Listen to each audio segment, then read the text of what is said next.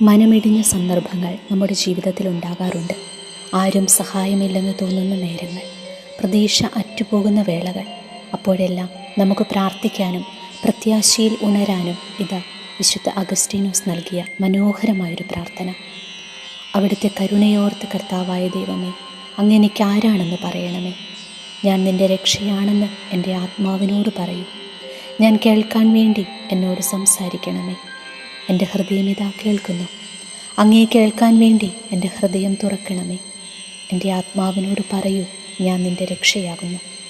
ഈ വചനം കേട്ട് ഞാൻ അവിടുത്തെ പക്കൽ പാഞ്ഞെത്തി അങ്ങയെ മുറുകെ പിടിക്കട്ടെ. എന്നിൽ നിന്ന് അങ്ങയുടെ മുഖം മറയ്ക്കരുതേ. ഞാൻ മരിക്കുകയാണെങ്കിൽ പോലും അങ്ങയുടെ മുഖം കാണട്ടെ. അല്ലെങ്കിൽ അങ്ങയെ കാണാനുള്ള ആഗ്രഹം കൊണ്ട് ഞാൻ മരിച്ചു പോകും. അങ്ങയെ സ്വീകരിക്കാൻ എൻ്റെ ഭവനം തീരെ ചെറുതാണ്. അങ്ങ് അതിനെ വിശാലമാക്കിയാലും അത് തകർന്നു കിടക്കുകയാണ്. അതിനെ പുനരുദ്ധരിക്കണമേ. അങ്ങയെ വേദനിപ്പിക്കുന്ന കാര്യങ്ങൾ അവിടെയുണ്ട്. പക്ഷേ ആരത് ശുദ്ധീകരിക്കും? അങ്ങയോടല്ലാതെ മറ്റാരോട് ഞാൻ നിലവിളിച്ചപേക്ഷിക്കും? എൻ്റെ രഹസ്യ പാപങ്ങളിൽ നിന്ന് എന്നെ ശുദ്ധനാക്കണമേ. ഓ കർത്താവേ, മറ്റുള്ളവരുടെ പാപങ്ങളിൽ നിന്നും അങ്ങയുടെ ദാസനെ രക്ഷിക്കണമേ. ആമേൻ.